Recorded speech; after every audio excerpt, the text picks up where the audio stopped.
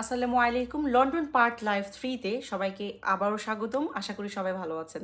তো আজকে আমি কথা বলবো লন্ডনের আপনার জব নিয়ে। আপনারা যারা বাংলাদেশ থেকে বা বিভিন্ন দেশ থেকে বা যেখান থেকে আসেন না কেন, যারা লন্ডনে আসতেছেন এবং আসার পরে জবের ক্রাইসিসের মধ্যে পড়ছেন। শুরুতে আপনারা কিন্তু এটাই মাথার মধ্যে নেন যে দেশের বাইরে যাব, পড়াশোনার পাশাপাশি পার্ট টাইম জব করব।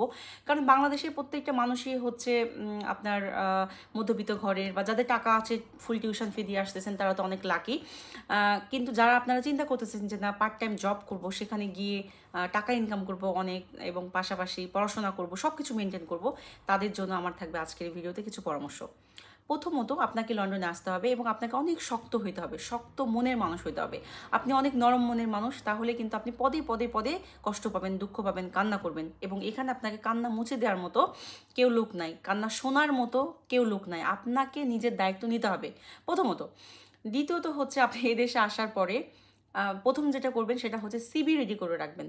আপনার যে যে কাজের দক্ষতা রয়েছে সেই দক্ষতার উপরে সিভি রেডি করে রাখবেন এবং আপনি অমুক আছে চাচা, অমুক আছে মামা, এদের আশায় না বসে থেকে অনেকেই করে স্টুডেন্টরা যে আমার তো অমুক আছে, তা আমি তো ওখানে গেলেই আমার চাকরি হয়ে যাবে। দেখেন এখানে সবাই ব্যস্ত। আমরা বাংলাদেশ থেকে হচ্ছে যে চিন্তাগুলো করি আর কি, যে মনে হয় আমার অমুক আছে তমুক আছে, খালা আছে খালু আছে, চাচা চাচি ফুপা আছে, অমুক আছে, বন্ধু আছে, বান্ধবী আছে, গিয়েই আমরা হচ্ছে জব ম্যানেজ করতে পারবো। হ্যাঁ, কোনো ব্যাপার না, তারা তো আছে, জব দিয়ে দিবে।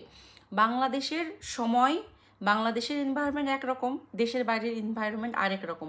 আপনি এখানে এসে চাইলেই হচ্ছে আপনি মানে সবার হেল্প পাবেন না। হেল্প পাবেন না বলতে দেখেন, এখানে হেল্প করার মন মানসিকতা হয়তো বা অনেকের থাকবে, কিন্তু আপনাকে সময় দেওয়ার মতো মন মানসিকতা পাবে না। কারণ সবাই জব করে এখানে, মানে অনেক এক্সপেন্সিভ সব কিছুতে, খরচ, সব কিছু, চলাফেরা, যেটাই বলেন না কেন সব জায়গাতে টাকা লাগে। তো একটা মানুষ কিন্তু আপনার পিছনে ঘন্টার পর ঘন্টার সময় দিবে না। তো আপনাকে কি করতে হবে, সিবি বানায় রাখতে হবে। যদি চান আপনি বাংলাদেশ থেকে অনেকগুলো সিবি কপি করে নিয়ে আসবেন। নিয়ে আসার পরে এখানে যে এরিয়াতে থাকবেন আশেপাশে ওই বেরোবেন সন্ধ্যার পরে বা বিকেলে, যেহেতু আপনি নতুন, ঘুরতে কিন্তু ওই সময় ভালোই লাগবে। আমি যখন লন্ডনে আসি, আমি এবং আমার হাজব্যান্ড শুরুর দিকে হচ্ছে মানে জব খোঁজার বাহানা করে খালি ঘুরতাম, ভালোই লাগতো ঘুরতে, নতুন এরিয়া ভালোই লাগতো। তো পরে আপনাদের জন্য পরামর্শ, আমি আমার গল্পে চলে যাচ্ছি।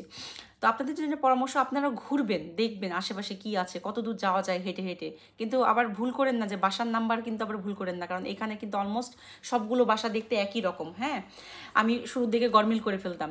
বাসার নাম্বার কিন্তু মনে রাখতে হবে আপনাকে, যে কোন বাসা থেকে বেরোচ্ছেন ছবি তুলে রাখতে হবে। তো আশেপাশে দেখবেন অনেক দোকান, খাবারের দোকান, মানে রেস্টুরেন্ট আছে, তারপরে এখানে যেগুলো ছোট ছোট শপ রয়েছে, তারপরে আপনার এখানে যেগুলা যেখান থেকে আমরা কেনাকাটা করি খাবারের, লিডেল আছে, তারপরে টেস্কো আছে, অনেক আছে। হ্যাঁ, অনেক নাম আছে। আপনারা এগুলো একটু ঘুরবেন যে কোথায় কি। তো দেখবেন যেগুলো লোকাল এরিয়াতে অনেক সময় রেস্টুরেন্টগুলোতে যদি লোক নেয়, সেখানে ক্যাশ ইন হ্যান্ড, মানে ক্যাশে পে করে, ওখানে লিখে দেয় যে ভ্যাকেন্সি অ্যাভেলেবেল বা এমপ্লয়েড নিডেড। ওদের সাথে গিয়ে কথা বলবেন, ওদেরকে সিভি দিয়ে আসবেন, ম্যানেজারের সাথে কথা বলার চেষ্টা করবেন। অনেকে এটা করে না, লজ্জা পায় যে বাংলাদেশ থেকে আসছি, কিভাবে কথা বলবো। আপনি মুখ দিয়ে যা আসবেন তাই বলবেন, ঠিক আছে? মানে আপনার ভয় পাওয়ার দরকার নেই, হাই হ্যালো একটু কথা বলা শুরু করবেন, দেখবেন যে হয়ে যাচ্ছে। তো দেখবেন অনেক সময় হয় কি, এই লোকাল এরিয়াগুলোতেই ওরা হেঁটে হেঁটেই কিন্তু অনেকে চাকরি সংগ্রহ করে। আমি যখন শুরুতে আসি, আমি এরকম এরকম দেখতাম যে লিখা লিখা থাকতো যে লোক লাগবে কিনা, ঠিক আছে? তো পরবর্তীতেও কিন্তু এরকম এখনো লন্ডনে কিন্তু এটা আছে, যদি কোথাও লোক লাগে ওরা কিন্তু লিখে দেয় বাইরে যে ভ্যাকেন্সি অ্যাভেলেবেল, হ্যাঁ, এমপ্লয়েড নিডেড, ওরা কিন্তু লিখে দেয়।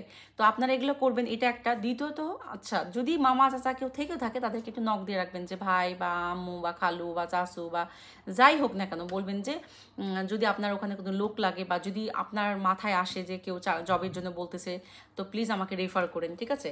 আর তৃতীয়ত হচ্ছে আপনি এখন সব কিছু অনলাইনে, আপনি অনলাইনে অ্যাপ্লাই করবেন। এখানকার প্রথমেই কিন্তু আপনাকে এসে কষ্ট করতে হবে, কারণ আপনি চাইলে এসে আপনি বাংলাদেশে ধরেন ব্যাংকে জব করতেন, সরকারি জব করতেন বা ভালো একটা কোম্পানিতে জব করতেন, এখানে এসে কিন্তু আপনি চেয়ারের উপরে পা দিয়ে বসে বসে জব করবেন, এটা কিন্তু হবে না, এটা কিন্তু পসিবল না।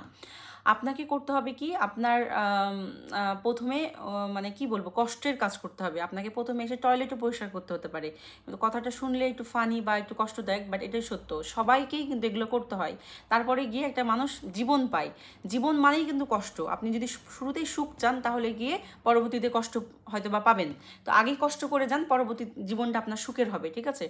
তো আপনাকে শুরুতেই করতে হবে কি, প্রথমে এই জবগুলো যদি ভালো জব পান শুরুতে তো আলহামদুলিল্লাহ, আল্লাহ আপনার জন্য লিখে রাখছে, পাইছেন। কিন্তু শুরুতেই লজ্জা না করে আপনাকে এই টাইপের জবগুলো করতে হবে, রেস্টুরেন্টে, কফি শপে বা যে কোনো রিটেল জবগুলো আপনাকে করতে হবে।